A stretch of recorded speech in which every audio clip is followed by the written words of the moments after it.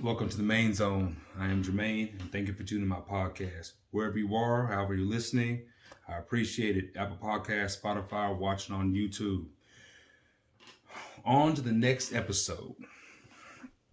So we finished the NFL season. Super Bowl's over. Big ups to the Rams. Shout out to Hip Hop on Dr. Dre's amazing performance at the halftime show. We just finished the NBA All-Star Weekend. Big ups to Cleveland. Great job. Great job with the entire weekend. So I'm gonna dive my All-Star takeaways. We're gonna talk about the second half of the NBA season. Before I get to all in things NBA, let's talk about Juwan Howard. As you all know, Michigan got beat by Wisconsin. And after the game, Juwan Howard, the coach for Wisconsin, put his hands on Juwan Howard, which then escalated into Juwan Howard throwing a punch or like more of a mush at an assistant coach. It can't happen, can't be done. He's suspended for the rest of the regular season. So that was swift, justifiable punishment. Could have been worse. Hopefully he'll learn from it. But in no time can a coach act that way. But I get it. In the heat of the moment, his frustration got to him, which led to he felt disrespected and defensive with somebody putting their hands on him. And I agree with that. Not at any time do you have the right to invade someone's personal space and put your hands on them. So I think he defended that, but I think as it escalated, he could have diffused it a little bit better. But, they'll move on. Michigan, move on, and so will Wisconsin. Now let's get to all these all-star takeaways. First, let's start with the three-point contest and the slam dunk contest. Number one, either they need to get rid of the slam dunk contest or make it before the three-point contest, because the three-point contest is the main attraction. Dunk contest is just, if any of y'all see the videos of Shaq from, I think it was 2000 when Vince was in the dunk contest and Shaq's recording it when he did the 720. Not the 720, but he did the reverse windmill, 360 windmill, compared to the other night when Shaq was almost asleep. So I get it. In the NBA, it's hard to reinvent these dunks now. I mean, it's difficult. We've almost seen everything that can be done. So I don't know what they should do outside of getting rid of it or moving it to an earlier time slot. If I had any say in it, I would make it. I was asked to do a one-on-one tournament with your best one-on-one guys going like to 7 3-dribble max, and have like a tournament bracket on both sides, like having one-on-one games going on both sides. Just imagine, games with KD versus Paul George, Ja versus Steph, one-on-one. I think that would be, really, really, really awesome for the league. I don't think players would agree to it because I think their egos would get in the way. I don't think there are enough guys that want to prove that they're the best anymore. Let's say from a different era, like Jordan's era. We'll get to Jordan here in a second. But I don't think there's too many players that's the competition level they want to be at. But they got to revamp Saturday night. Like the skills competition was fun and cool and intriguing. Cleveland ended up winning that. The 3-point shootout was again great. Cat pulled that off. Big ups to the big man. But the dunk contest was just a thud. I mean, the amount of time it took between dunks, it just took away a lot of the just the anticipation for that moment. And then you fast forward to the All-Star game. So awesome to see the top 75 players of all time that are still alive. And at halftime of the game, they announced each one of them. I wish all those that are alive would have made it to the game. I think that would have been really cool seeing like Pippen and Karl Malone and Larry Bird just aimlessly waving behind a in front of a white screen was a little bit disappointing. But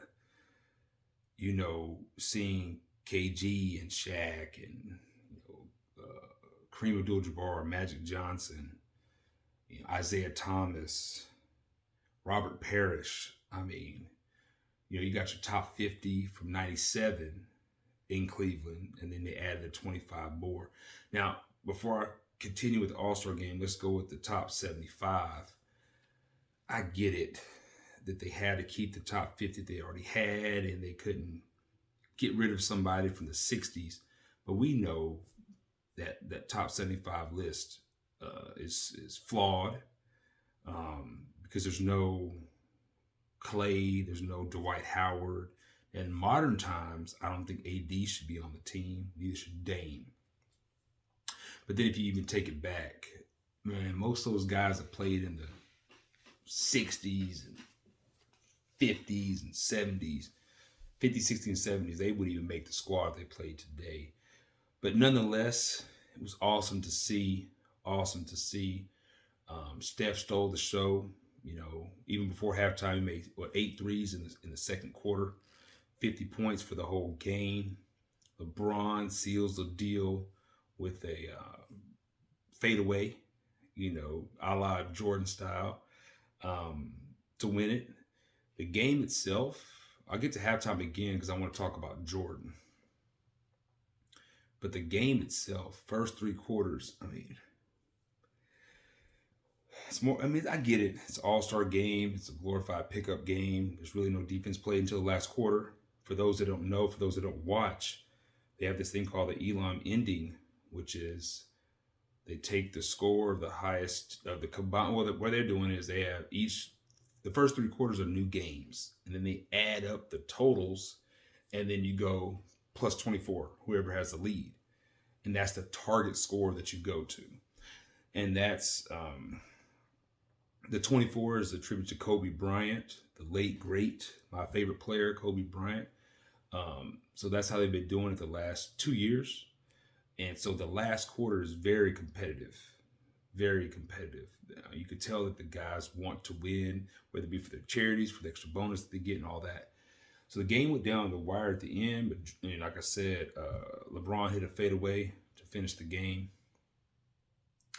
Then he had a chance to, Steph MVP, rightfully so.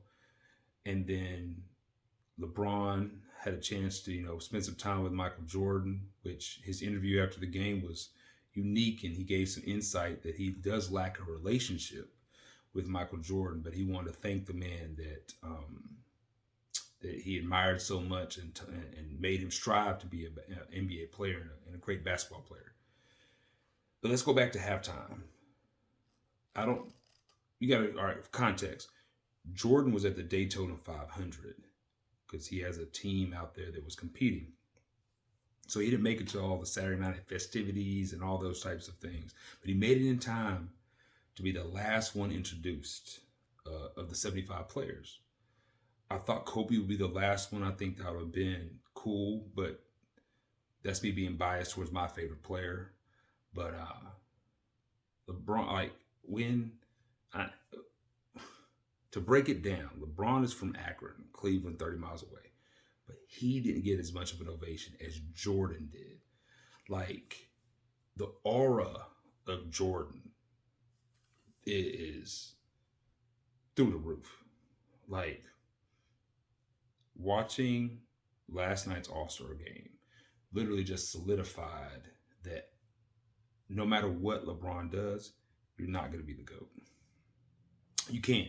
He can never match just the total aura, which is Michael Jordan.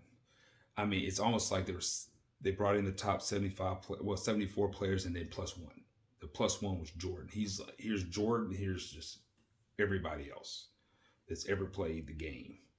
I think guys like me that grew up watching Jordan have such a firm appreciation for his competitiveness because he's so different than the players of this era from a standpoint of demonstrating their competitiveness. Like, even watching him, he said something to Magic and Magic's just laughing, having a good time, and Jordan's like, "Hey, hey, you got your shoes? Let's go play 1-on-1 right now." And if you, the, whoever was recording this caught the camera at Jordan like pointing over at Magic, and then they shoot over to they shoot to Magic. He's just giggling, and they go back to the camera to Jordan. He's like dead serious. Like that's just the difference between, besides the 6-0 in the finals, never making to a game 7, the scoring titles, the defensive player of the year, the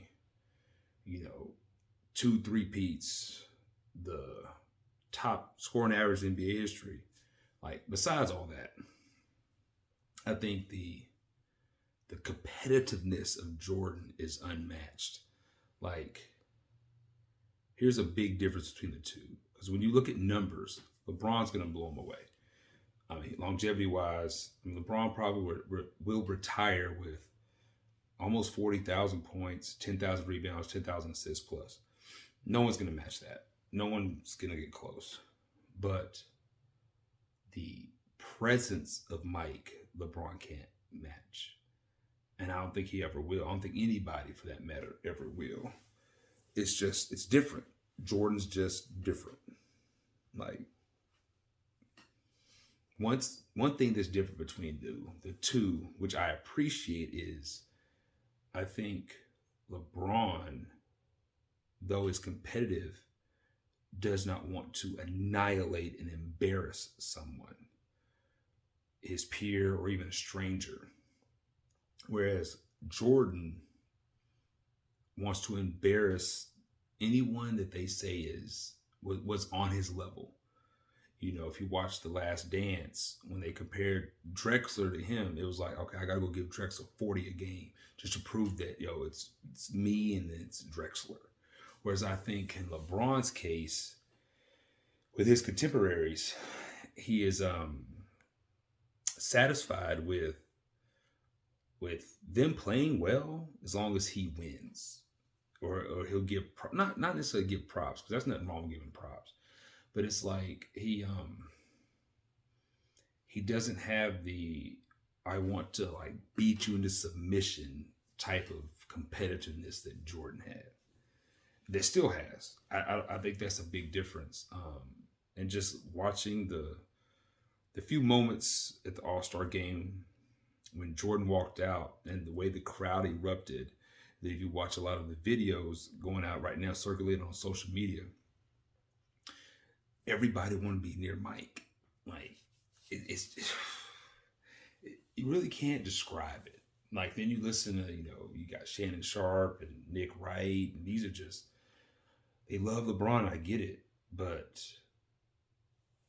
when you're the greatest, the GOAT of something, it goes beyond just the stats.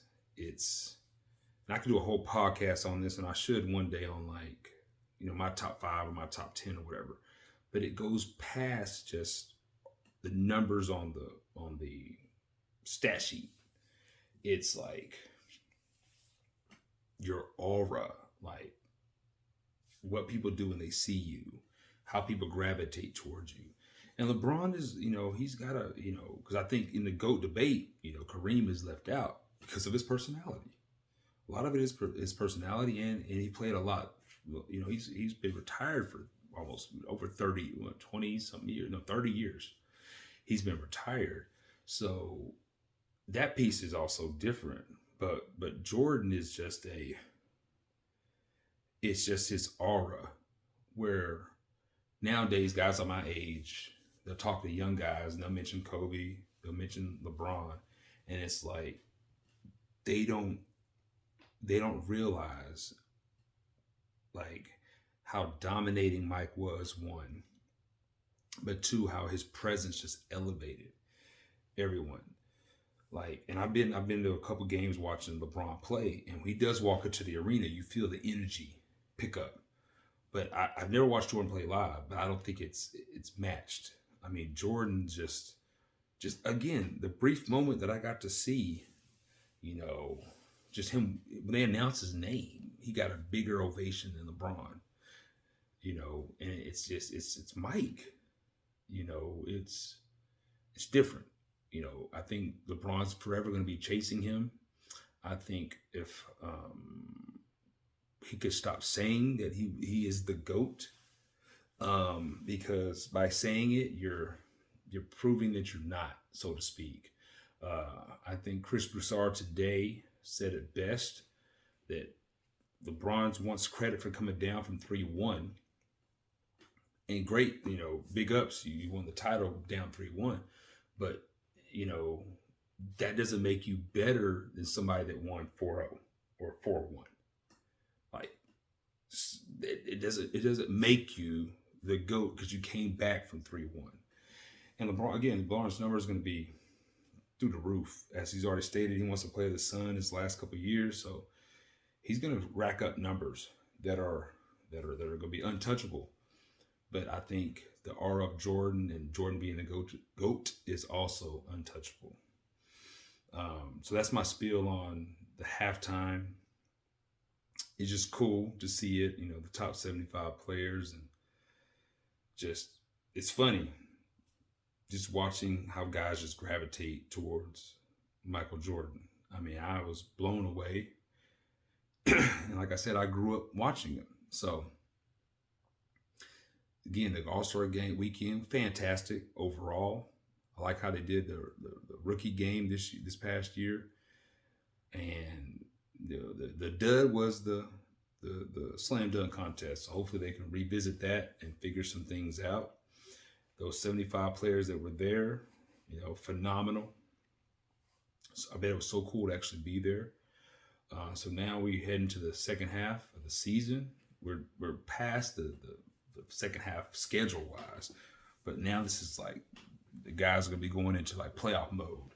So tonight, let's discuss MVP. I think it'll boil down to Embiid. Curry might make a late run, but I think Embiid is running away with it.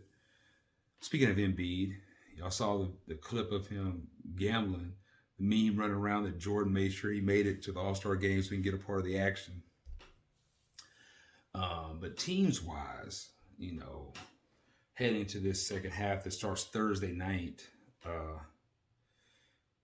Well, before I get to that, let me discuss the Lakers situation with Rich Paul. Well, Clutch. I shouldn't say Rich Paul. Excuse me, Clutch Sports. It's okay to be frustrated with the Lakers. So no one's telling them not to be.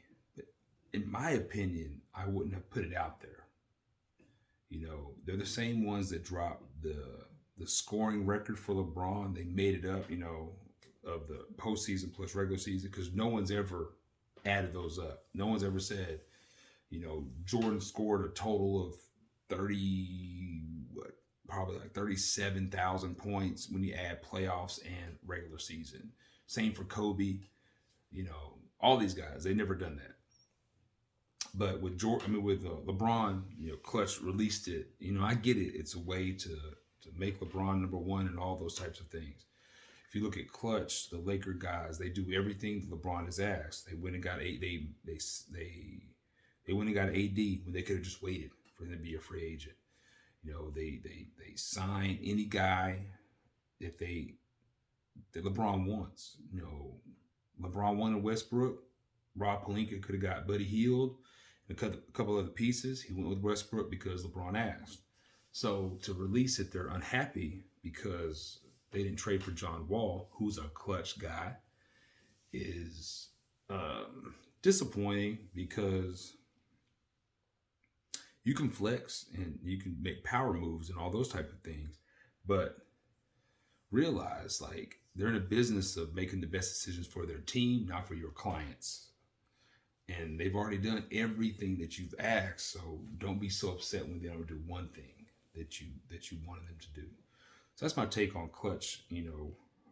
Phenomenal brand, phenomenal group of guys that are and women that are working in that realm, that arena. They've done some great things, for the NBA guys, and have really, really, really done a phenomenal job of getting guys endorsements and all those things. But just be careful when you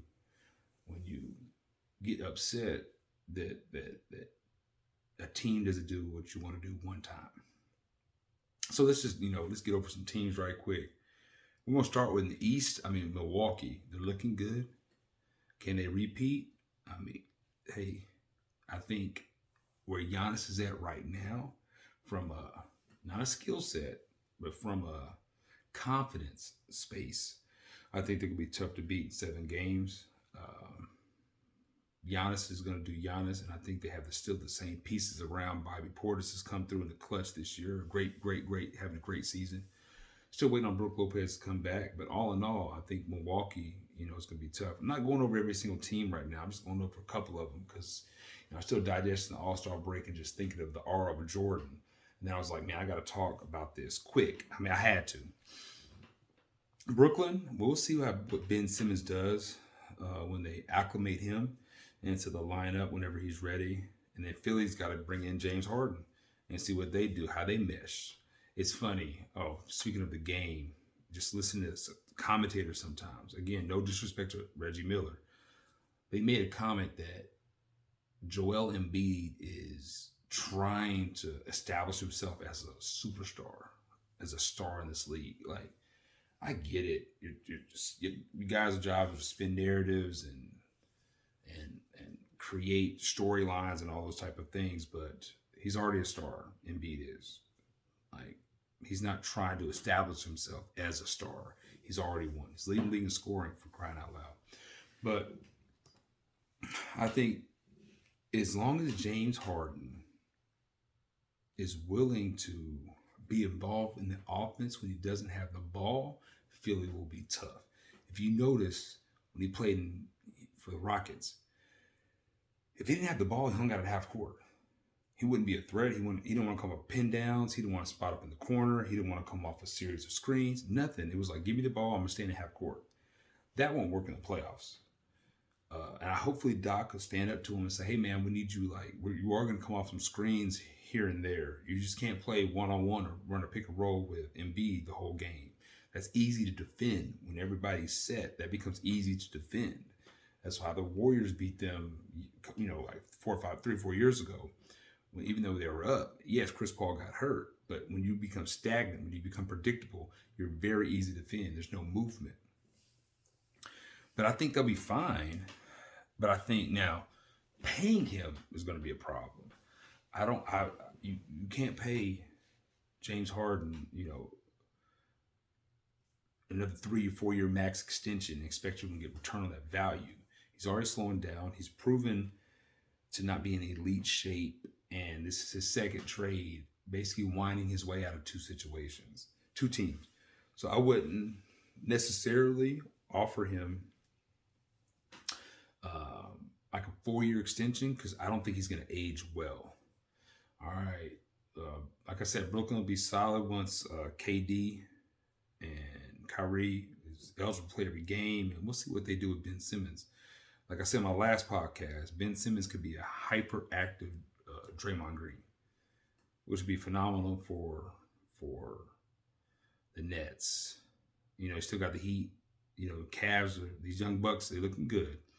And then you got the Bulls. DeMar DeRozan is having an MVP type of season. Phenomenal. Keeping the mid-range game alive. Looks great. See what the Bulls do once they get Lonzo back and continue to mesh. Now, out west, Suns, Chris Paul, come on, man. Like, y'all are rolling. And now you're out 6 to 8 weeks with a fractured finger.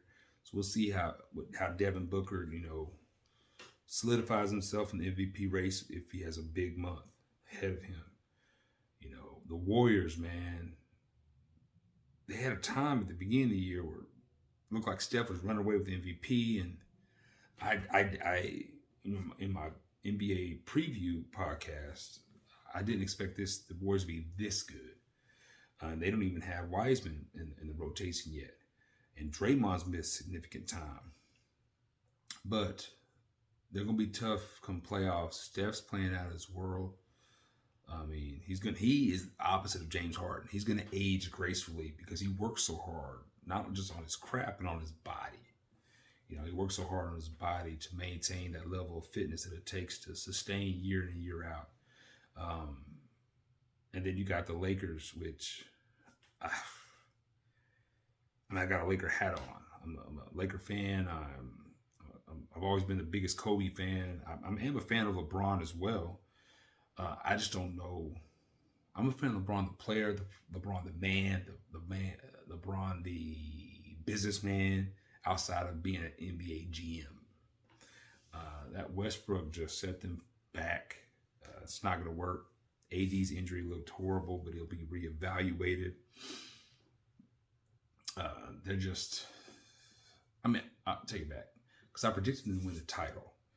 Now, in a 7-game series, I wouldn't count them out because in the regular season, they're just getting ran out the gym by a bunch of teams that just have more athleticism, younger bodies, all that. In the playoffs, we know everything slows down. So I think they'll be a tougher out than others think. But they're not going to win the title, clearly.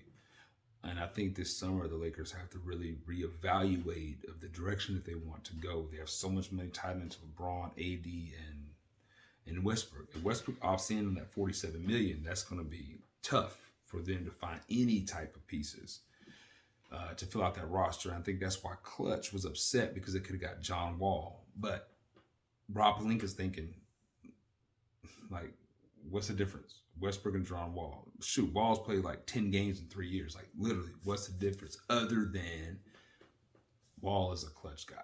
So that's my NBA take heading into this second half.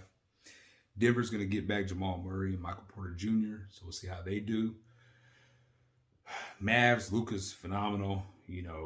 Again, I need to do a whole podcast on the top 10 players, but I really just want to do this episode on the NBA All-Star game, but I needed to cover going into the second half. But then I just thought about Jordan. I've been thinking of Jordan, since the game ended. It's just watching all these clips. I'm not watching highlight clips. I'm watching the All-Star game. Like him walking in, the players around him telling Magic, let's go play one-on-one. He's just different. He is different.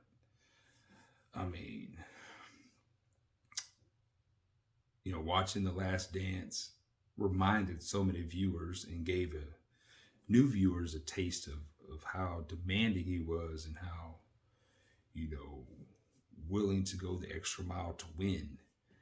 And in my mind, he's the ultimate like alpha male. Like, I'm gonna take charge. I'm gonna win, or I'm either gonna follow me to win and be uncomfortable, or I'm gonna get rid of you. And he did it in a more not a passive aggressive style like I think LeBron is, more of like just a dominating style. Like, it's just who I am. I'm Michael Jordan. This is the way I believe that we can win. If you don't like it, get off my team.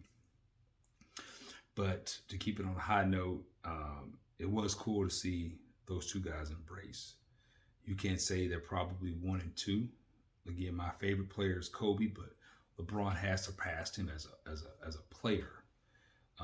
Now, with the aura, especially with his death, probably not. But just as a player, numbers and accolades and all those things, yes, I would say LeBron's a better player than Kobe.